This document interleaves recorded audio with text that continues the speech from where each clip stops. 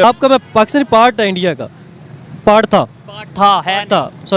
India का, ठीक है। अब एक चीज़ ये कहते हैं कि बेटा बाप से बड़ा होने की कोशिश करे ना, तो वो बाप भी कोशिश करता है कि मैं इसको दबाऊं। क्या बेटा समझ में आया?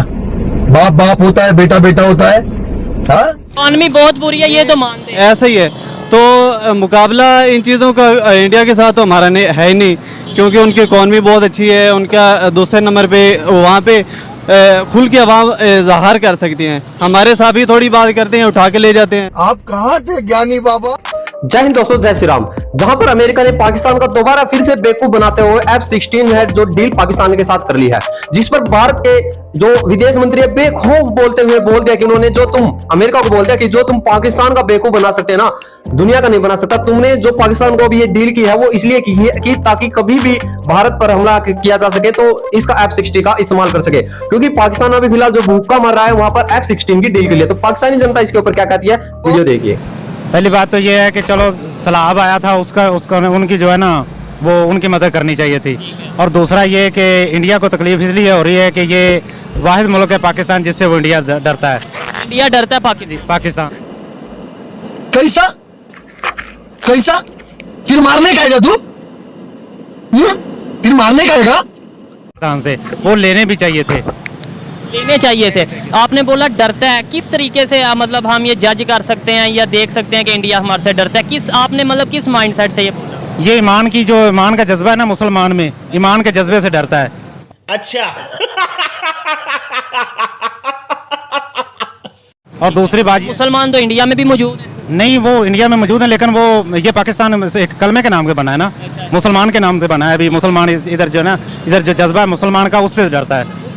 हाँ। इस पर आप क्या कहना चाहेंगे? इन्होंने तो अपना मौकफ दिया, अपना जो इनकी एक पॉइंट ऑफ व्यू था वो शो किया। आप क्या कहना चाहेंगे कि हमें इस कंडीशन में F-16 जहाज जो तैयारे हैं वो लेने चाहिए थे या नहीं? ये बातें बताई नहीं जाती, नजर लग जाती है। कुछ बोलेंगे? नहीं लेने चाहिए। क्या वजह? आप कुछ बोलेंगे सर? अस्सलाम वालेकुम। वालेकुम अस्सलाम। आपने क्वेश्चन सुना है जो मैंने इनसे किया? दोबारा कह रहे थे। क्वेश्चन ये है कि फ्लड की कंडीशन है, इस कंडीशन में पाकिस्तान ने यूएस के साथ डील की है F-16 की, क्या हमें इस कंडीशन में लेने चाहिए? सेकेंडली, इंडिया की तरफ से ये मतलब एक वो नैरेटिव दिखाया जा रहा है और उन्होंने प्रॉपर ये कहा है कि अमेरिका ने, यूएस ने जो पाकिस्तान को F-16 दिए हैं वो हमें बेवकूफ़ नहीं बना सकता। मतलब ये है कि भाई ये शायद हमारे अगेंस्ट यूज़ होंगे। क्या कहना चाहेंगे? सबसे पहले तो भाई इकॉनमी जो आपकी ना वो बेहतर होनी चाहिए। ये बड़ी अच्छी बात कही आप। ये मेन चीज़ इकॉनमी होती है। दूसरे नंबर पे इंडिया हमारे साथ ही आज़ाद हुआ था।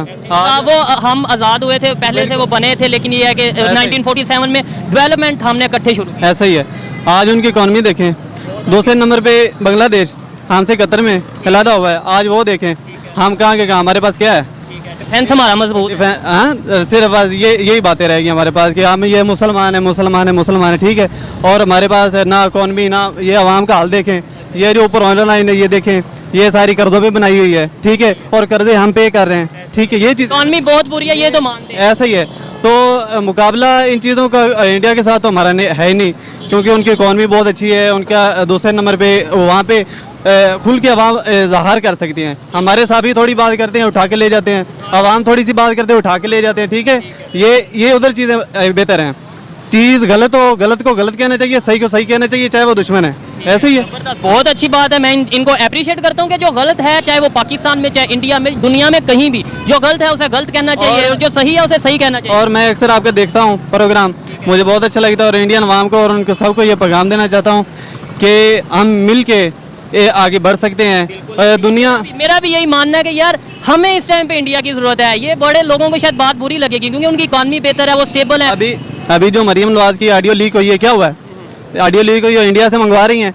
उनके अंदर उनके वो तलका ठीक है, लेकिन अवाम को बेवकूफ़ बनाया हुआ है कि अवाम एक दूसरे से नफरत करें। ऐसा ही है ना। अब आपकी थोड़ी सी देखेंगे भाई साहब, ये भी यहाँ के हैं, ये भी मुसलमान, आप भी मुसलमान, मैं भी मुसलमान, थोड़ी सी सोच चेंज हुई है इनकी बात? नहीं भाई, ठीक कह रहे हैं। ठीक है, हाँ ठीक कह रहे हैं। देखें जी, 1 मिनट में अगर कोई समझाने वाला हो तो यकीन माने 1 मिनट के अंदर कोई भी बंदा समझ जाता है, लेकिन हमें कोई समझाने वाला ही नहीं आज तक मिला, हमें हमेशा लड़ाने वाले मिले हैं। आप मुझे क्या कहना चाहेंगे इस हवाले से कि जो हमें इस कंडीशन में F-16 लेने चाहिए थे या नहीं? F-16 की नहीं ज़रूरत। सबसे पहले जो डूब रहे हैं उनका तो कुछ करें, ये जो आम है इनका तो कुछ करें। जहाज लेके जा ही जा रहे हैं, जहाज़ों को बाढ़ में डालना, उनका क्या करना है? सबसे पहले आवाम के हाल तो बेहतर करें।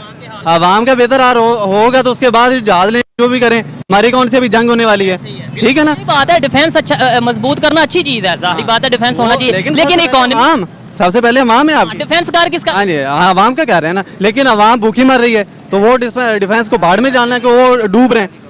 इंडिया को लेकर हमारे दिमागों में इतनी नफरत क्यों बिठा दी गई है? ऐसा क्यों लगता है कि अगर पूरी दुनिया में कोई हमारा दुश्मन कंट्री है तो वो इंडिया है? देखें, किसी से भी बात करें, जैसे इनसे या किसी से भी बात करें, वो यही कहते हैं जी हम मुसलमान हैं, हमारे पास जज्बा है, वो हमारे अगेंस्ट हैं, वो हमारे खिलाफ हैं। आखिर वजह क्या है? हम इस हालत में आके भी दुश्मनी नहीं खत्म कर पा रहे। ये नाड़ियों का ना अवाम को जाने का एक जो ना उन्होंने तरीकाकार बनाया हुआ है कि हम जो ना उलझे रहें, ये जज्बाती लोग हैं, वो हमें जज्बाती समझते हैं, वो इससे फायदा उठा के वो अपना जो ना वो अपना काम करी जा रहे हैं, अपनी जो उनकी शादियों पे उनके आने जाने प्रॉपर हाँ जी वो चल रहे हैं, लेकिन अवाम को ये बेवकूफ़ बना रहे हैं। इंडिया हमारा दुश्मन जो खास तौर पे जो न्याजी साहब हैं, ये इन्होंने अवाम को इतना बेवकूफ़ बनाया, एक नंबर का झूठा। चले हम किसी का नाम नहीं लेते, लीडर हैं हमारे, सारे लीडर हैं हमारे लिए रिस्पेक्ट काबिल एहतराम है। देखें मसला ये है कि हमारा ना फाइनेंशियली प्रॉब्लम और साइड पे है और दूसरे प्रॉब्लम और साइड पे है। ये ना कि हम अपने फाइनेंशियली स्ट्रॉन्ग करते रहे, जब बाहर से हमला करे और कब्जा कर जाए।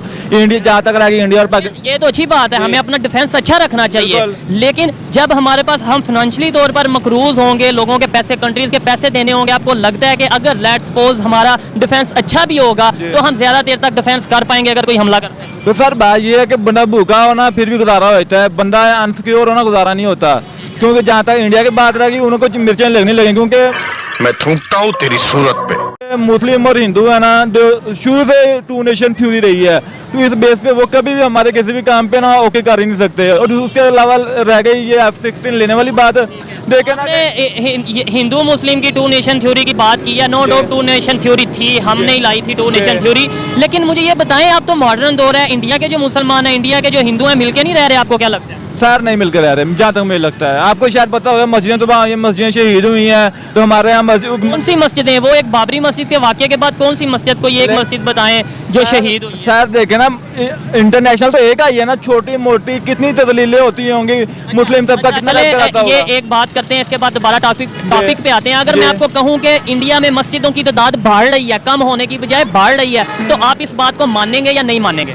अगर मैं कहूँ, मानेंगे या नहीं मानेंगे? तो सर किसी के कहने से कुछ भी नहीं होता, नहीं मानेंगे, ठीक है, मेरे कहने पे ना माने, लेकिन अब आपने जाके गूगल करना है कि मस्जिदों की तादाद अगर आप देखें 1970 में, 1960 में इंडिया में कितनी थी, आज 2022 में कितनी है, ये आपने जाके जरूर देखना है, फिर आपने अपना माइंडसेट जो भी हुआ वो आप चेंज करिएगा, लोगों को भी बताइएगा। सेकेंडली अब दोबारा टॉपिक पे आते हैं कि F-16 पे आप ये जो बात कर रहे थे इंडिया के हवाले से। सही सर, मसला ये है ना कि F-16 खरीदना हमारी मजबूरी है, ठीक है ना।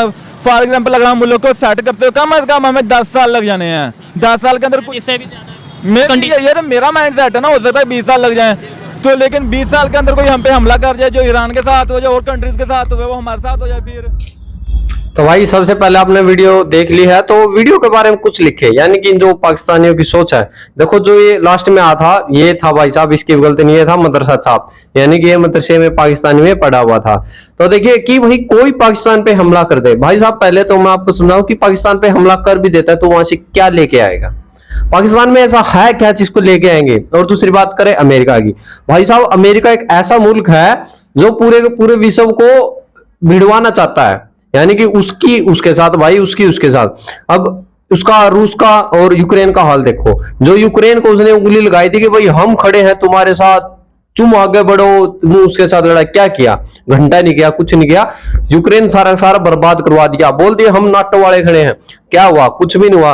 तो ऐसा ही हाल पाकिस्तान का, जो पाकिस्तान को अब ये कर्जे दे देकर ये F-16 की डील करके उनका F-16 दे रहे हैं, कल को भाई साहब इनके पास तो इतना भी नहीं है कि भाई उसमें तेल डलवा लेंगे, एरोप्लेन में तेल भी, जो फाइटर जेट है उसमें तेल डलवाने के तो इन पर पैसे नहीं है, ऊपर से वो डील करें उधार में तो उठा के लेके आएंगे। तो आवाम उधर से भूखी मर रही है भाई, आवाम रो रही है कि भाई उनको पेट भर जाए F-16 की, तो बहुत बड़ी बात है। तो आप लोग क्या सोचते हैं कमेंट सेक्शन में जरूर। जय हिंद जय भारत।